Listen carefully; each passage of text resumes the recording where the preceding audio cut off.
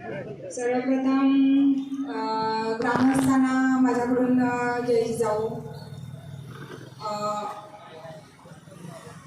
आमचे सर्व इथं बसलेले उपस्थित मान्यवर ग्रामस्थ आणि विशेष म्हणजे आपल्या ह्या हातकणंगले मतदारसंघातून लोकसभेचे उमेदवार माननीय रघुनाथदादा पाटील हे भारतीय जवान किसान पार्टीमधून उभे राहिलेले आहेत.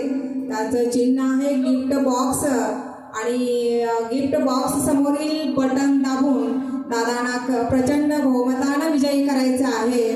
आता थोडंसं मी ग्रामस्थांचं पण मी आभार मानते, कारण मी आता इथं येऊन मला वाटतं 1-2-2.5 तास झाले असतील आणि मी जरा थोडीशी चर्चा केली, पण लोकांच्यात असं झालं आहे की मॅडम आम्ही दादांच्याकडे आलो तर त्या पार्टीला रागील, मॅडम आम्ही त्या पार्टीकडे गेलो तर ह्या पार्टीला रागील. पण बांधवांनो, एक तुम्ही लक्षात ठेवा, तुम्ही सत्याचा मार्ग निवडा, सत्याच्या मार्गाने तुम्ही चला. तुम्ही पैसे वाढ 1000 रुपये 500 रुपये किलोमीटर अर्धा किलोमीटर याच्यावर जाऊ नका. 1000 रुपये 500 रुपये तुम्हाला 5 वर्ष पुरणार नाही. आमचे रघुनाथदादा पाटील हे आदरणीय शरद जोशी साहेबांचे जुने कार्यकर्ते आहेत आणि त्यांच्या विचारावर आमच्या रघुनाथदादांनी ही शेतकरी संघटना पुढे चालवलेली आहे आणि तेही प्रामाणिकपणाने. मला अनुभव असा आलेला आहे की जी प्रामाणिक व्यक्ती असती ना तर त्या प्रामाणिक व्यक्तीच्या पाठीमागे कुणीच नसतं. जे भ्रष्टाचार करतात, जे अन्याय करतात, जे पैसेवान असतात पण त्यांचा काहीच उपयोग नसतो, त्याच्या पाठीमागून मात्र जग जातं. पण बांधवांनो आणि भगिनींनो, तुम्ही एक असा विचार करा की तुम्ही क्षणाचा विचार करू नका. तुम्ही स्वतःचा सध्या विचार करताय, स्वतःचा विचार करू नका. विचार करताना येणाऱ्या पुढच्या पिढीचा विचार करा आणि योग्य तो उमेदवार निवडून देण्याचं काम तुम्ही आता करा. म्हणजे ते चांगलं झालेलं किंवा जे चांगलं सुख आहे ते पुढच्या पिढीला लाभेल. पण थोडंसं मला म्हणजे आता वाईट काही वाटत नाही सोडा, कारण मला कळालं की आता मगाशी म्हटल्याप्रमाणे मॅडम इकडे जावं तर त्याला लागा, मॅडम तिकडे जावं तर याला काय बाबा हे काय आपल्याला काय पटलेलं नाही. तरी पण मी जास्त काय बोलत नाहीये. आमच्या दादांनी दुसरं म्हणजे आमच्या दादांनी एक हे केलेलं आहे की प्रत्येक वस्तूवर हे आहे MRP आहे. MRP प्रत्येक वस्तूवर आहे. आता एवढी दुकानं आहेत, प्रत्येक याच्यावर MRP आहे. मग तुम्ही का म्हणू शकत नाहीये की आमच्या शेतीची अवजारे जे आहेत, तुमच्या खुरपं ते काय जे अवजार आहेत त्याच्यावरती MRP का नाही, तुम्ही का म्हणत नाही? मग तुमच्या वतीनं जर आमचे दादा पुढाकार घेऊन हे प्रश्न शेतीच्या विषयीचे प्रश्न जर का संसदेमध्ये मांडणार असतील तर तुम्ही दादांच्या पाठीमागून का येत नाहीये? म्हणून मी म्हणते सत्य हे काय राहिलेलं नाहीये आणि लोकांना ना ते काय पटत नाहीये. मग दादा झगडतायत कोणासाठी? त्याच्या स्वतःसाठी नाही. एक निष्ठ शेतकरी संघटनेचे कार्यकर्ते, शेतकरी संघटना राष्ट्रीय अध्यक्ष, सिपाईचे राष्ट्रीय अध्यक्ष माननीय रघुनाथदादा पाटील तळमळीनं लढतात, शेतकऱ्यांसाठी तळमळीनं सगळं करतात. मग तुम्ही का त्यांच्याबरोबर हे करत नाहीये मला सांगा? त्यांना का सपोर्ट तुम्ही करत नाहीये? तुम्ही जर सपोर्ट केला तर तुम्हा शेतकरी बांधवांना अगदी व्यवस्थित न्याय मिळेल. यासाठी मला एवढंच तुम्हा सगळ्यांना विनंती करायची आहे. तुम्ही थोडेसे ग्रामस्थ आहात, पण तुम्ही म्हणतात एका काडीत गाव पेटतं, एक म्हण आहे, त्या पद्धतीत तुम्ही थोडे जरी असलात तरी अख्ख्या गावाचा संदेश गेला पाहिजे की जुने शरद जोशी साहेबांचे कार्यकर्ते, एकनिष्ठ कार्यकर्ते, इकडून तिकडे उड्या न मारणारे कार्यकर्ते, पैशाच्या किंवा संपत्तीच्या पाठीमागं न लागणारे आमचे दादा, असे आमच्या दादांना तुमच्या शेतकऱ्यांसाठी लढणारे आमचे दादा आहेत. म्हणून त्यांना प्लीज येत्या इलेक्शनला हातकणंगले 48 लोकसभा मतदारसंघातून गिफ्ट बॉक्स समोरील बटन दाबून प्रचंड बहुमताने विजय करा. मला माहित आहे तुमच्या मनातील काय आहे, पण तुम्ही नाही सभेला येऊ शकत हे माझ्या लक्षात आलेलं आहे. पण मनातल्या मनात तुम्ही हे करून तुम्ही थोडंसं आम्हाला सहकार्य करा, एवढीच मी तुम्हाला विनंती करते.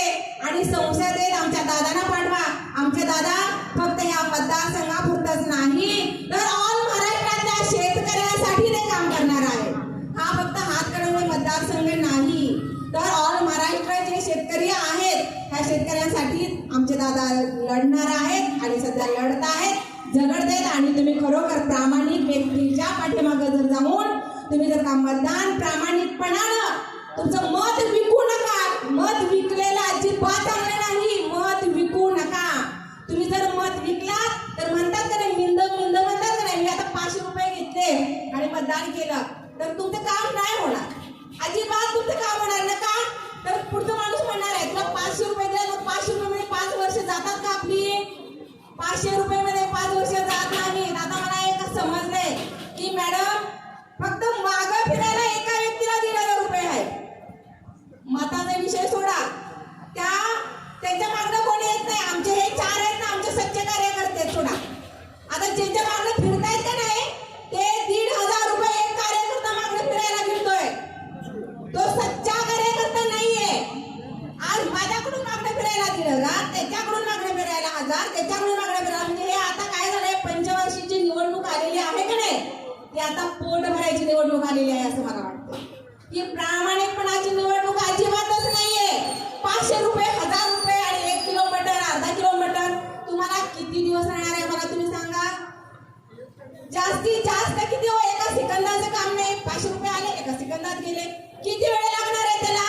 पण तुम्हाला जर का ते 500 रुपये 5 वर्ष जर टिकवून ठेवायचे असतील तर आमच्या या सच्च्या कार्यकर्त्याला तुम्ही सहकार्य करायचं आहे. आणि एकाने सांगितलं सगळे गावभर होते बरं का. मला वाईट काय वाटत नाहीये, माझ्या आले लक्षात त्याच्यामुळे मी काही जास्त बोलत नाही, तुम्ही माझे बांधव आहात. पण एवढे लक्षात ठेवा की 500 रुपये फक्त एका सेकंदाचे आहेत. तुम्हाला ते 500 रुपये न देता, विकत मतदान न करता जर का तुम्हाला मतदान करून आमच्या दादांना निवडून द्यायचं असेल तर तुमचं इथून पुढचं आयुष्यभराचं कल्याण होणार आहे. फक्त शेतकऱ्यांच्याच बाबतीत नाहीये. आमचे दादा आहे शेतकरी, भारतीय जवान आणि किसान पार्टीतून उभा राहिलेले आहेत. तर यामध्ये जवानांचंही दादा बघणार आहेत. आणि दुसरी गोष्ट म्हणजे गोरगरीब असू दे, पीडित महिला असू दे, त्यांच्या सगळ्यांच्या बाबतीत आमचे दादा काम करणार आहे. मध्ये मी जरा थोडंसं एक कार्यक्रम होता इथाळीमध्ये आलेले. काय सांगतात, उगीच आपलं फिरतायत, आम्हाला मतदान करा, आम्हाला मतदान करा, आम्हाला मतदान करा. अहो तुमच्या या मतदारसंघातल्या बायका माझ्याकडे तक्रार घेऊन आल्या होत्या, मॅडम आम्हाला रेशन कार्ड नाहीये, मॅडम आमच्याकडे पाण्याची सोय नाहीये, मॅडम आम्हाला रेशनचं धान्य वेळच्या वेळेला मिळत नाही, आणि पण मिळतच नाही, रेशन कार्ड सुद्धा द्यायला तयार नाहीत. आणि त्या तक्रारी जे निवडून आले त्यांच्याकडून कोण नेत नाहीये. आता आम्ही नवीन उमेदवार आमचे दिसले म्हणून तुम्ही आमच्याकडे तक्रारी घेऊन येता. जे निवडून आल्यात त्याच्याकडून तक्रार कोण देत नाहीये. आणि जे निवडून आलेले उमेदवार आहेत ते उमेदवार तुमच्याकडे फक्त निवडणुकीपुरतं गाड्याला 100 बॉक्स लावून फिरताय, स्पीकर लावून फिरताय, 100 का? तेव्हा तुमचा आवाज वाढतोय, मतदान करा, मतदान करा. अहो एकदा तुम्ही गेला की 5 वर्ष पुन्हा तोंड बंद करायला येत नाही. असे का? पण मी तुम्हाला सांगते, आमचे दादा जर निवडून आले ना तर दादाला जर वेळ नसेल ना तर मी स्वतः प्रत्येक गावी जाऊन मी प्रत्येक गावी भेटणार आहे. प्रत्येक गावातल्या लोकांची अडीअडचण मी स्वतः समजून घेणार आहे. त्याच्यामुळं असं कुणीच हे करू नका. आणि आमचे दादा असे आहेत की कुणाचंही कसलंही काम असू दे ते करू देत. आमच्या जीवाला आमचे दादा आता सध्या खासदार, हे जे मोठे आहेत ना खासदार आमदार झालेले त्यांचा काहीच उपयोग नाही. त्याला तुम्ही कॉल करायचे उचलतात का मला सांगा? कुठलाच खासदार आमदार कॉल करत नाही. मी कुणाच्या बापाला भीत नाही, स्पष्ट व्यक्ती पाहिजे. पण आमच्या दादाला तुम्ही निम्म्या रात्रीचा कॉल करा. जर का दादा नाही तुमच्यासाठी प्रसंगाला धावून आले तर मला लगेच कॉल करा, मॅडम आम्ही प्रश्न मांडला, दादाने आमच्या प्रश्नाचं उत्तर दिलेलं नाही, आम्ही दादांच्याकडे अडचणी घेऊन गेलो, दादाने त्या अडचणी सोडवलेल्या नाही, असं मला कुणीही सांगा. मी दादांच्या बरोबर आज कंटिन्यू 5 ते 6 वर्ष मी दादांच्या बरोबर आहे. माझ्या कामाचा विषय सोडा, पण इतर लोकांचे सुद्धा कामं मी दादाला फोन करून, दादा त्या व्यक्तीचं असं काम आहे ते आपल्याला करायला लागतं. दादा तिथे कार्यकर्ते पाठवून देतात. आणि कार्यकर्ते जर का ते कार्यकर्त्याला पण ते काम नाही आवडलं तर दादा तिथं स्वतः जातात. असा तुम्ही निवडून दिलेला कुठला आमदार खासदार आहे का मला सांगा? नाही ना. मग आमच्यासाठी आमचे दादा आमच्या सध्या खासदार आहेत आणि आता ही 100% आमचे दादा निवडून येणार आहे. तुम्ही जे येत नाही ना आमच्या सभाना ते तुम्हाला दबाव आहे म्हणून तुम्ही येत नाही, स्पष्ट तुम्हाला सांगते. पण तुमच्या जे मनात आहे ना तुम्ही करून दाखवा. आणि आमच्या भारतीय जवान किसान पार्टीचे उमेदवार माननीय आदरणीय आमचे प्रेरणास्थान आमच्या वडिलांचे आमचे माय बाप म्हणलं तरी चालेल आदरणीय रघुनाथ दादा पाटील यांना प्रचंड बहुमताने विजयी करा एवढीच मी तुमची बहीण समजा, मी तुमची आई समजा. मी डॉक्टर आहे. डॉक्टर ही प्रत्येकाची आई असते, बहीण असते.